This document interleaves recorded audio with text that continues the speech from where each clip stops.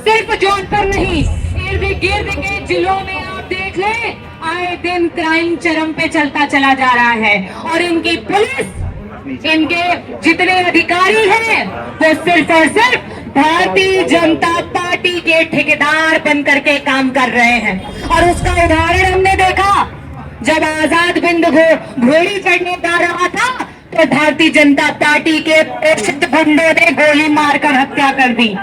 उस बिंद समाज की बेटी को यहाँ धरना देना पड़ा, यहाँ पे बैठना पड़ा, और अगर किसी ने बुला करके उसके आंसू पूछे तो समाजवादी पार्टी के राष्ट्रीय अध्यक्ष श्री अखिलेश यादव जी ने उसके आंसू पूछे। अगर किसी ने उस परिवार को मदद दी, अगर किसी ने उस परिवार को मदद दी, तो हमारे समाजवादी पार्टी राष्ट्रीय अध्यक्ष श्री अखिलेश यादव जी ने दी। और इन्होंने क्या किया? इन्होंने ये किया कि लॉ एंड ऑर्डर तो संभाल नहीं पाए, जगह जगह पे इनकी गुंडा पुलिस कभी यादवों को कभी मुसलमानों को प्रताड़ित करने के लिए निकल चुकी है। मछली शहर में कल सिकरारा थाने पे रात को शराब के नशे में पुलिस घुस करके महिलाओं के साथ दुर्व्यवहार किया। कसनई ग्राम सभा से हमारे यादव समाज के बच्चों को उठा करके ले गए।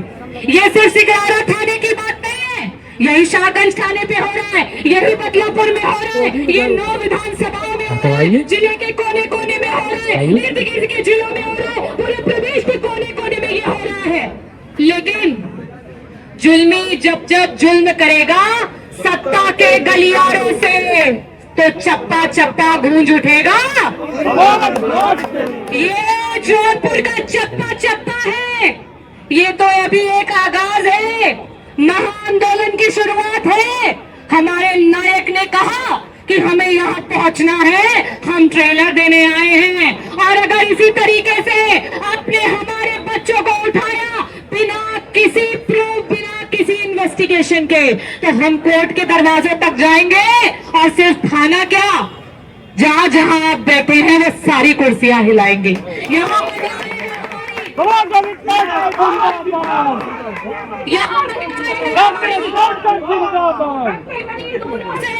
कितने किलोमीटर की दूरी से आई है। किसी ने आंसू नहीं पूछे हमारी आशा बहनों के, किसी ने आंसू नहीं पूछे हमारी आंगनबाड़ी की बहनों के, किसी ने आंसू नहीं पूछे जो हमारी बहनें एनआरएलएम में काम कर रही हैं, उनसे बंधुआ मजदूरी करवाई जा रही है। और पेपर लीक का मुद्दा तो किसी से छुटा ही नहीं है।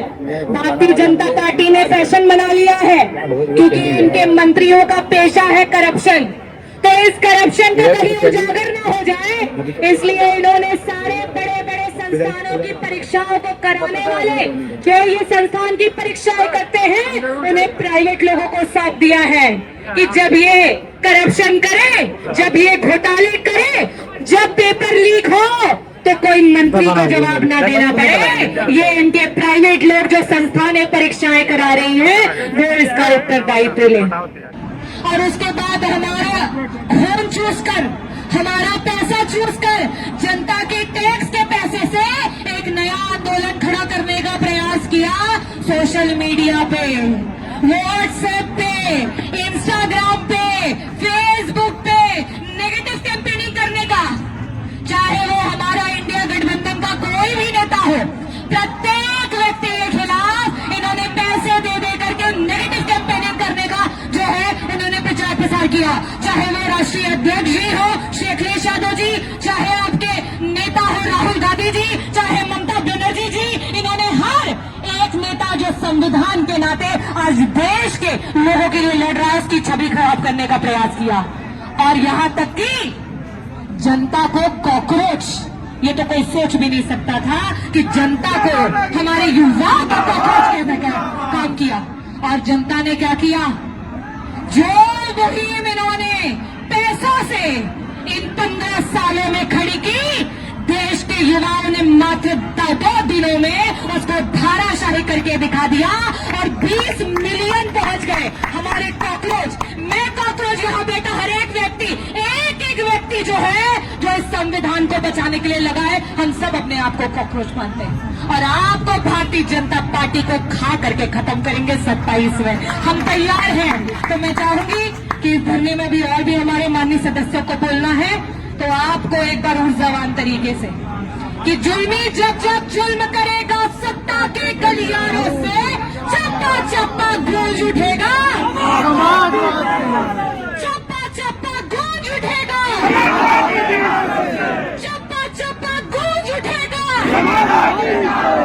समाजवादी पार्टी जिंदाबाद, समाजवादी पार्टी जिंदाबाद, देश के युवा जिंदाबाद, देश की महिला जिंदाबाद, संविधान जिंदाबाद, अपनी ताकत जिंदाबाद, भारत माता की, भारत माता की जय भीम, जय भीम। बहुत बहुत धन्यवाद आप सभी को। जय भीम, जय भारत।